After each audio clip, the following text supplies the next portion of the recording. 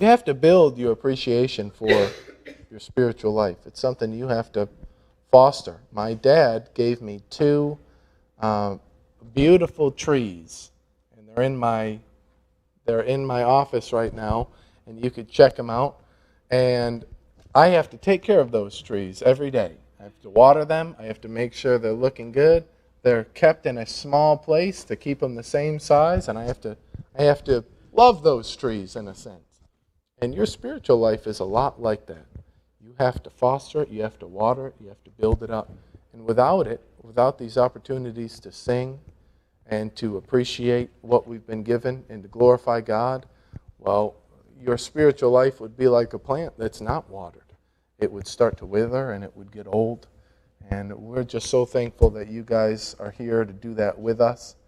Singing is great by yourself when you're in the car, but there's nothing quite like it when you're with other Christians. Did we find it? That's a hard no. Well, what about holy, holy, holy? In a moment, Ryan is going to get up and give our last lesson for the afternoon. His lesson will be on holy, holy, holy. Let's Holy, holy, holy, Lord God Almighty, early in the morning our song shall rise to thee. Holy, holy, holy, merciful and mighty, God over all and blessed eternally. Holy, holy, holy, all the saints adore thee, casting down their golden crowns around the crystal sea. Cherubim and seraphim falling down before thee, who was and art and evermore shall be. Holy, holy, holy, though the darkness hide thee, though the eye of sinful man thy glory may not see. Only thou art holy, there is none beside thee, perfect in power and love and purity. Holy, holy, holy, Lord God Almighty, all thy works shall praise thy name in earth and sky and sea. Holy, holy, holy, merciful and mighty, God over all and blessed eternally.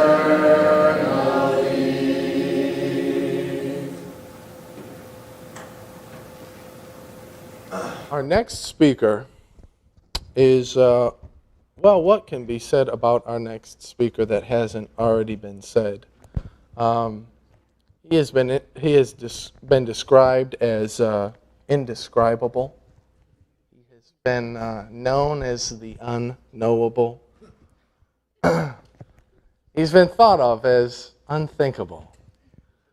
And we all love and we respect Ryan Manning. We appreciate who he is to us as a brother in Christ, but also he is my brother. But Ryan is, and it was the firstborn of many in the Manning family, and I've known him all my life.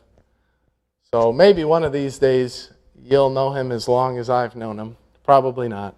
I appreciate everything Ryan has done for me personally, so I can give you some anecdotal wisdom and knowledge on Ryan. But let me tell you this one thing. Ryan is a thinker. He thinks about the topics he is going to present. He delves into God's Word. He studies it, and I'm always excited to hear what Ryan has to bring forth from God's Word, because you know he spent a lot of time thinking about this and studying. And it always comes from an educated mind. So Ryan, come and speak to us.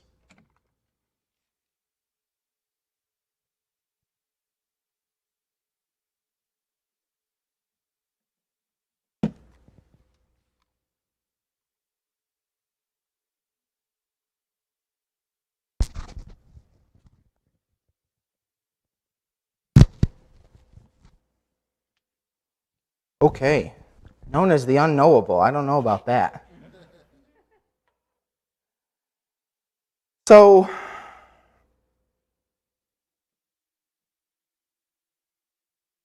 my thunder kind of got stolen with the last lesson, because just about everything I wanted to say has already been covered. Our God is an awesome God, and Jared did such a great job with that. And I love how he focused on the idea that awesome doesn't just mean, oh yeah, wonderful and great, but it is something almost terrifying when we see the magnificent power of God. And then I have to follow Matt, and, well, it's like we collaborated, because he said a whole ton of things that, he set it up. I get to finish what he started.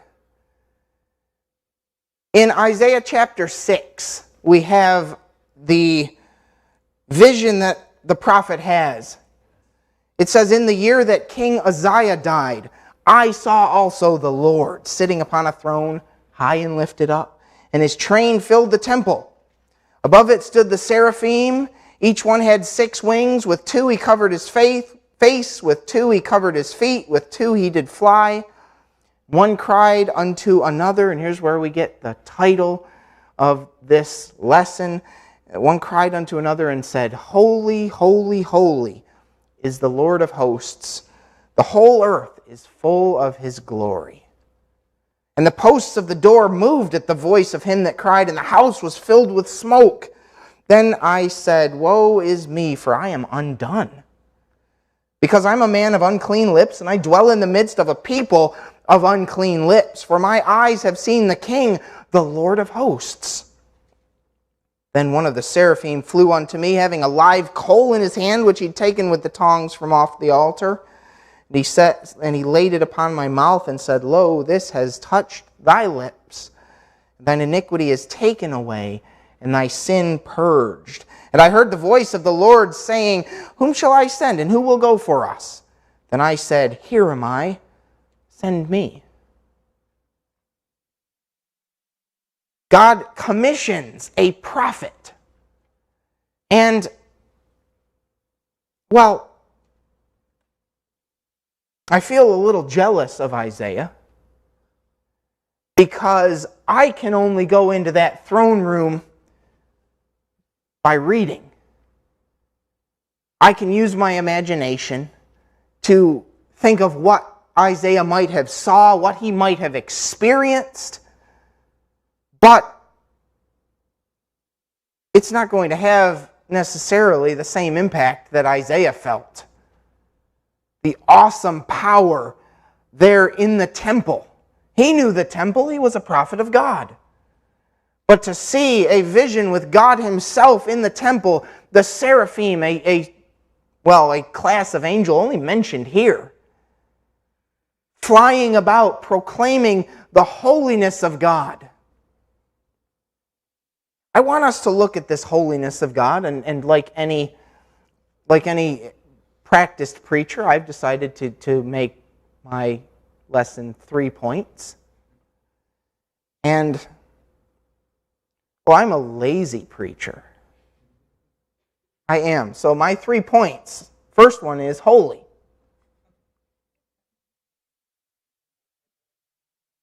What? I haven't told you the rest of them.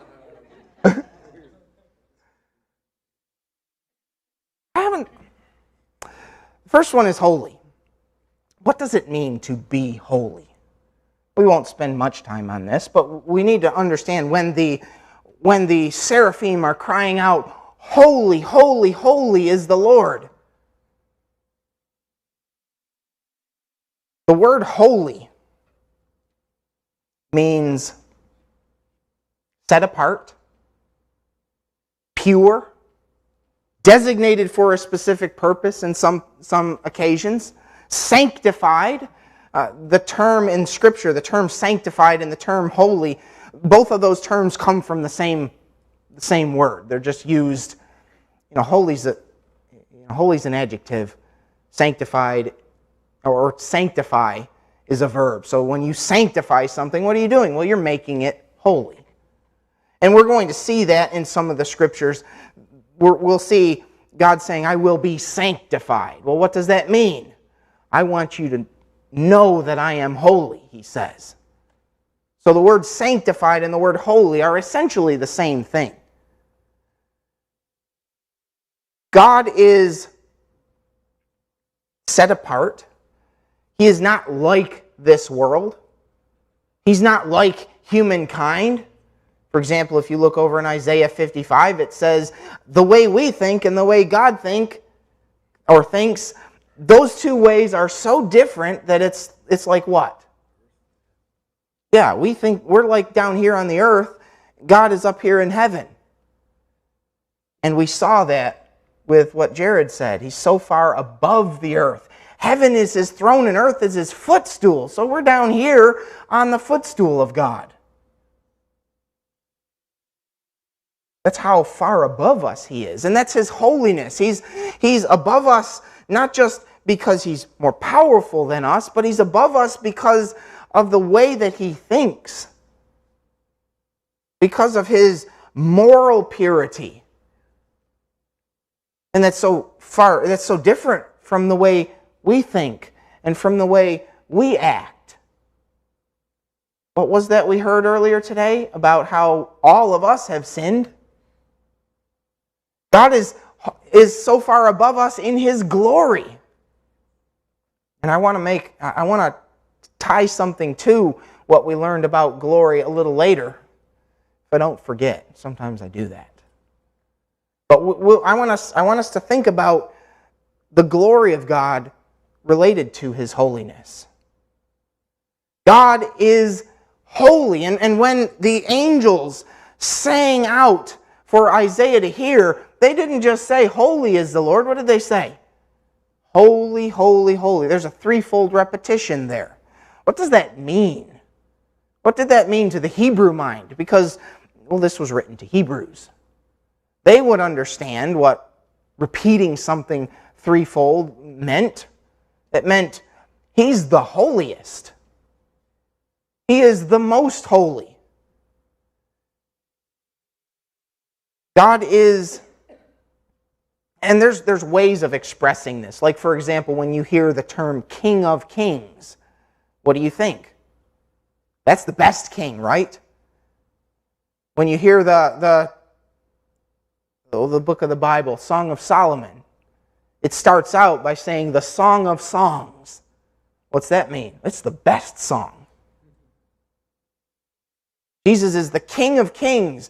God is what's the place called in the tabernacle? The holiest of holies. You might say the most holy place. So there's ways of expressing that. And another way, instead of saying holiest of holies, another way of expressing absolute holiness is holy, holy, holy. God is the holiest of all.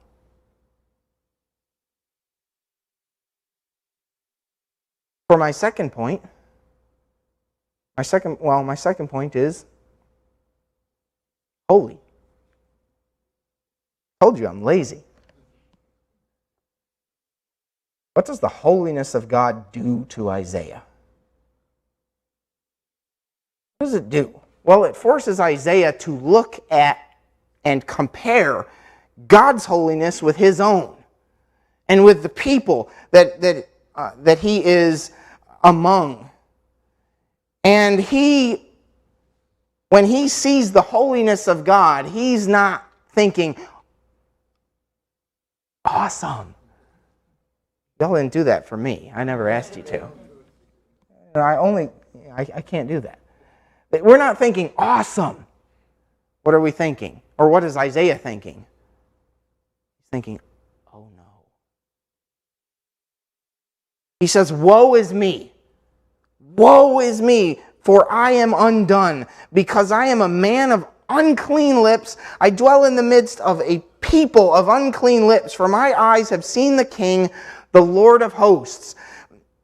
And the point that I want us to get across here is that the holiness of God is dangerous. You say, well, that's an unusual point. In the book of Habakkuk, chapter 1, verse 13, it says, thou art of purer eyes than to behold evil, and canst not look on iniquity. Wherefore lookest thou upon them that deal treacherously, and holdest thy tongue when the wicked devour the man that is more righteous than he? God can't look on evil, right? God can't be in the presence of evil. And I think we're thinking of it the wrong way when we say that. God can't be in the presence of evil. God can do what he wants. God can look on evil. He can see it. Somebody who is evil can approach. Look at, for example, Satan. In the book of Job, doesn't Satan come to God and say, hey, here's what I've been doing? And God says, well, what about my servant Job? And Satan says, well, you've taken care of him. He's evil, right? Evil incarnate, coming there and giving a report to God. So don't tell me that God can't be in the presence of evil. We're looking at that the wrong way. Evil can't come into the presence of God. Why? Because God is dangerous. God is, as Scripture says, a consuming fire. Go back to Leviticus chapter 10, and you'll see what I mean. I have a couple of stories. We'll look at Nadab and Abihu for just a second, and then we'll go to 1 Samuel, and we'll spend a significant chunk of time. You remember what Nadab and Abihu did, right? They offered strange fire before the Lord.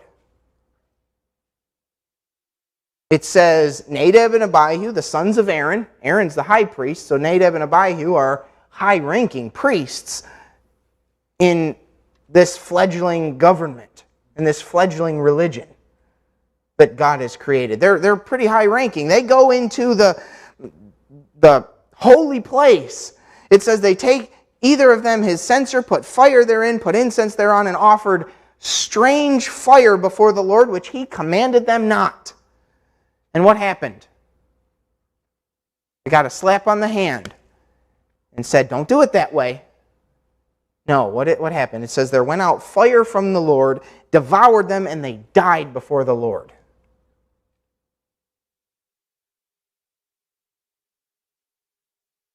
And immediately following that, Moses says to Aaron, now this is the father of the two men who were just slain by God. You can imagine what is going through Aaron's head. Later it says Aaron held his peace. He knew that he's not going to say anything rash. He held his peace. But Moses, he says, this is what the Lord spoke, saying, I will be sanctified. Remember what sanctified means. I will be treated as holy in them that come near me. And before all the people I will be glorified. And Aaron held his peace. What happens when you and when I go to the presence of God? What does God say? I will be holy with you. You will treat me as holy. What happens when we come into the presence of God? What happens when Nadab and Abihu came into the presence of God disobediently, possibly even drunk? Right? Because you go down a couple of verses and it says, let's see, verse 9. The Lord spoke to Aaron. This is like the next thing he says. He speaks to Aaron. Don't drink wine or strong drink, you or your sons with you, when you go into the tabernacle of the congregation, lest you die. So it's possible that, not only did they offer strange fire, but they'd been drinking too. Which messes with your mind, messes with the way you see things. You don't treat things seriously. And they died because they approached God. They came into the presence of God. God wasn't harmed. God wasn't all of a sudden, oh no, evil has come into my presence. No, what happened when evil came into his presence? It was vaporized.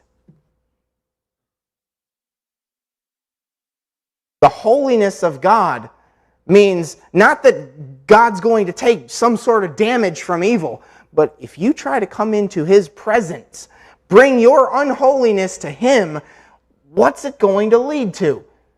He'll be vaporized. Maybe not physically. God doesn't do that these days. But our God is still a consuming fire. Now let's look at another story. I have the story of the Ark of the Covenant being stolen. And it is a tale of death and destruction. It's in 1 Samuel from chapters 4 through 6, but we need to start in chapter 3. Because it shows, chapter 3 shows where it starts. And the verse we need is when God, through Samuel, remember Samuel's a little kid, hears God calling to him. He goes to Eli. Did you call me? Eli says, no, I didn't call you. Did you call me? He goes again. Eli says, I think God's talking to you. When you hear something, say, here am I. Speak, Lord, your servant. So, God calls again. Samuel says, speak, Lord. God he gives him a message. And then Samuel goes to Eli. Eli says, did you get the message? Yeah, but you're not going to like it. Why? Because Eli was unholy. His sons were unholy. And in verse 13, Samuel says to Eli, these are the words of God. He says, for I have told him that I will judge him or judge his house forever because of the iniquity which he knows, Eli, because his sons made themselves vile and he restrained them not. This is what is happening in Israel at the time that the Ark of the Covenant is taken from Israel. There is unholiness at the very top of the spiritual leadership. Eli and his sons. Eli's sons are wicked men, and Eli turns a blind eye to them. He gives them a slap on the hand, right? Why are you guys doing this? This isn't good. And, they don't listen to him because they're grown. You can't tell me what to do. And then the story starts, and we see pretty much everybody die. In chapter 4, they start fighting a battle with the Philistines. And they lose. So they get the bright idea, let's bring the Ark of the Covenant to the battle because, hey, we're bringing God. But what happens When you bring your unholiness into the presence of God, you get vaporized. You get destroyed. And that's exactly what happens. In chapter 4, look at verses 10 and 11. They bring the ark. It says the Philistines fought and Israel was smitten. They fled every man to his tent, and there was a very great slaughter. There fell of Israel 30,000 footmen. That's not a small loss. And the ark of God was taken. That's the ark of the covenant. And the two sons of Eli, Hophni and Phinehas, were slain. Let's bring the ark of the covenant. It wins our battles. No, what you're doing is you're bringing yourself into the presence of God, and you're not doing anything about your unholiness.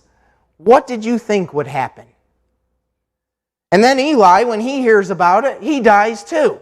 They tell him, the ark was taken, your sons were killed, we lost the battle. It says when he heard this, let's see, when he made mention of the ark of God in verse 18, that Eli fell off the seat backward by the side of the gate, and his neck broke, and he died. For he was an old man and heavy, and he had judged Israel 40 years. Sitting in a chair, hears about it, he's so surprised, backwards he falls, and not a good way to go. Then Phinehas' wife, Eli's daughter-in-law, she's giving birth. She dies in childbirth. And she says, look at this, as she's dying, she says these horrible, gloomy words. She says, the glory is departed from Israel, for the ark of God is taken. Well, that's a mistake, isn't it? Matt already told us what the glory of God was, and it sure wasn't a box.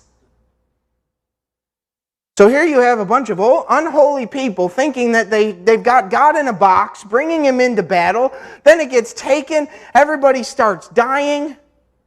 We're not done, though. Now the Philistines have the ark of God.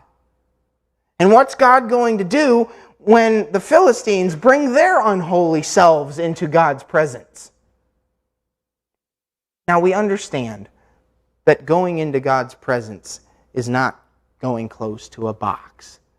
It's not like Indiana Jones and the Raiders of the Lost Ark, where if you look in it, your face turns into a horrible skeleton and you die. But it kind of was. Right?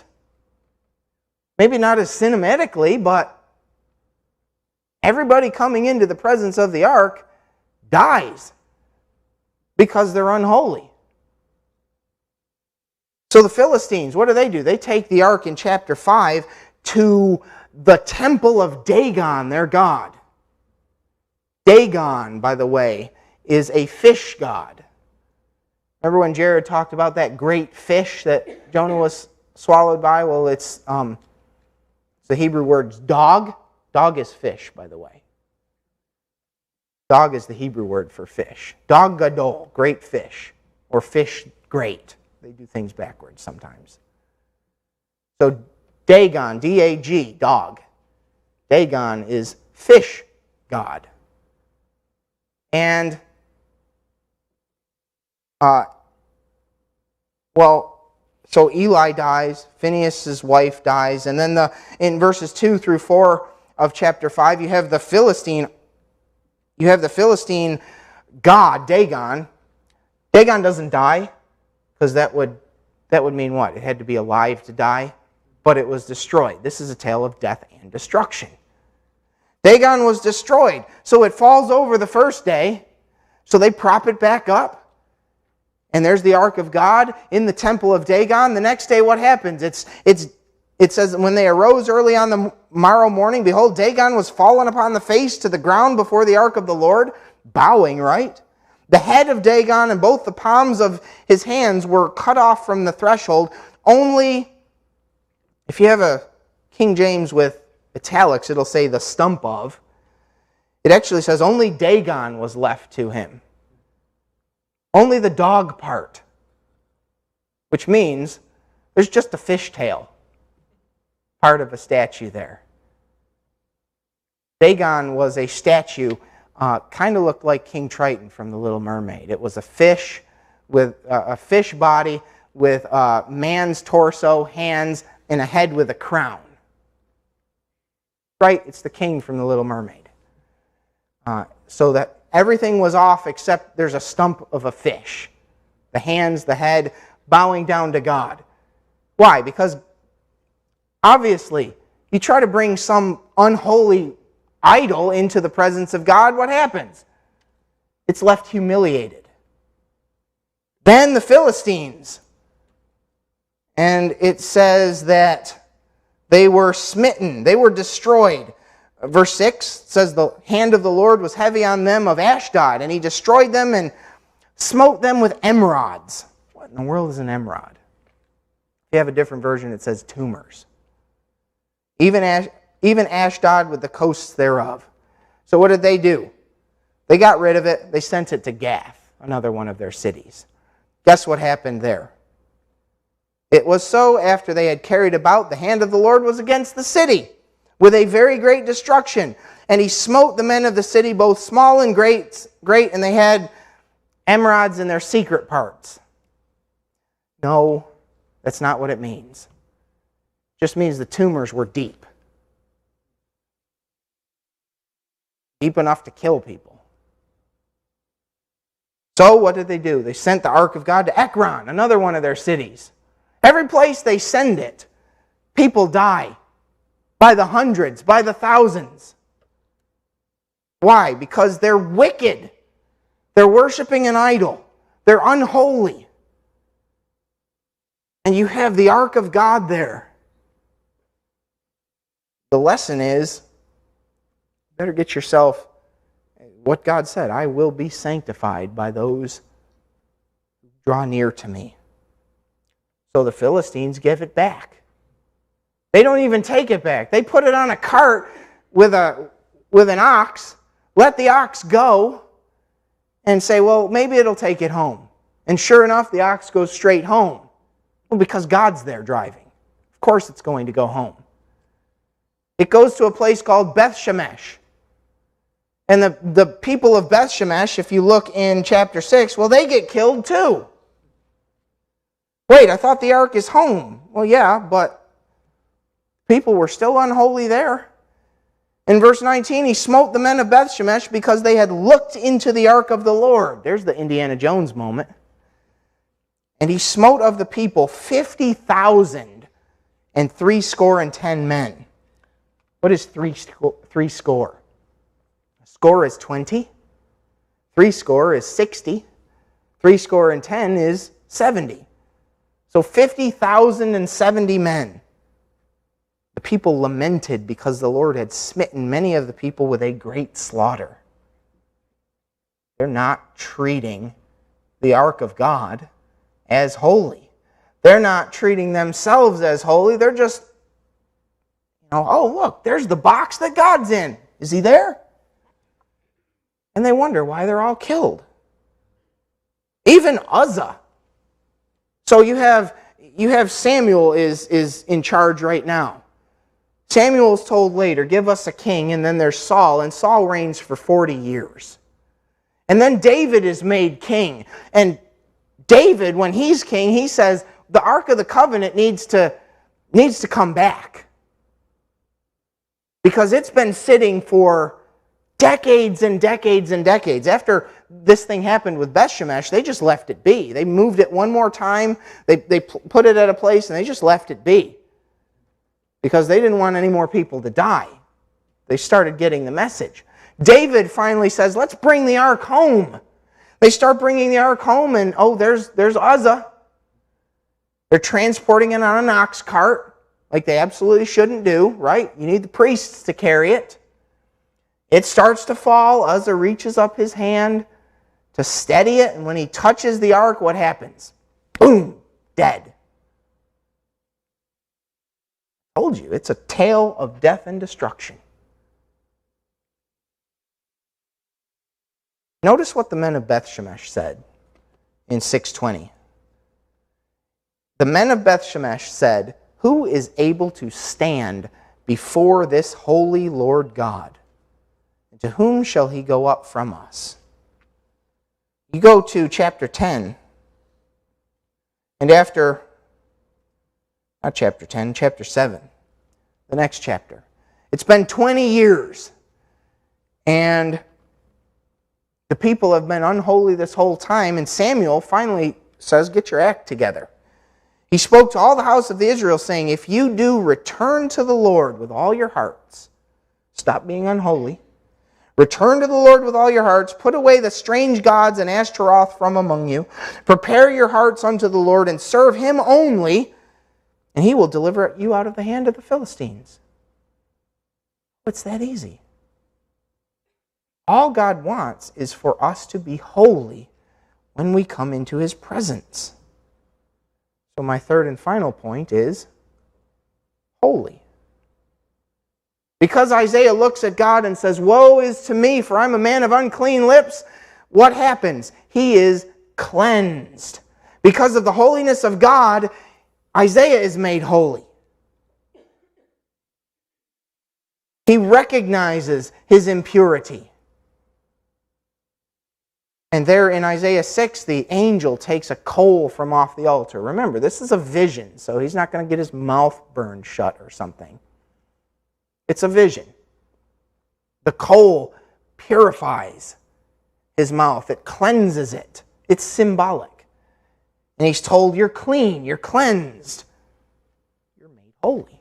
You're sanctified. I've cleansed your lips. And that's the problem, right? I'm a man of unclean lips. In a people of unclean lips, when you look around at the world, nobody's holy. And here the seraphim are crying out, right? Holy, holy, holy. The whole earth is filled with His what? With His glory. And we learned what glory is. Glory is the idea of what? You're thinking about Him. You have Him in your mind. The whole earth is filled with His glory, yet nobody's thinking about God. Nobody cares about what God has to say. Nobody is sanctifying God in themselves before they approach Him. They're doing what they want to do. Doesn't matter what kind of incense we use. Who cares? Dead. It doesn't matter that we're using the ark like a magic box. Dead. All of them. The casualties were in the tens of thousands, hundreds of thousands even. People constantly saying it doesn't matter what God wants. We dwell among a people of unclean lips. It is our responsibility to make sure we are holy. In Leviticus, it says, be holy, for I am holy. It says it 5 times. God keeps saying, be holy, for I am holy. When we see the holiness of God, first thing we do is look and say, uh-oh, I'm in the presence of God, and I'm not holy. I'm going to be destroyed. By the way, where on earth do you go to not be in the presence of God so that you aren't destroyed? Where can you go? You go to Tarshish? Fleeing in a ship when you're told to go to Nineveh? Oh, you're fleeing from the presence of God. But you can't go far enough to escape the holiness of God, because the whole earth is filled with His glory. Holy, holy, holy is the Lord. So wherever you are in His presence. And if you are in His presence and unholy, not treating Him as holy, what's going to happen? Well, you're going to be vaporized. The Bible tells us about that immolation. And it tells us that it will last forever. We don't want that. We want to avoid that. So what do? Be holy, for I am holy. Finally, if I am holy, I need to help you be holy. When God says to Isaiah, Who will I send? Who will go for me? Isaiah, with his new lease on life, his newly cleansed lips, now he has the right to talk. God says, who will I send? Who will go for me? Isaiah says, ooh, it's me. You're going to send me. Because God has cleansed us and He's made us holy. So what responsibility do we have? Fill the earth with His glory. Get everybody thinking about God.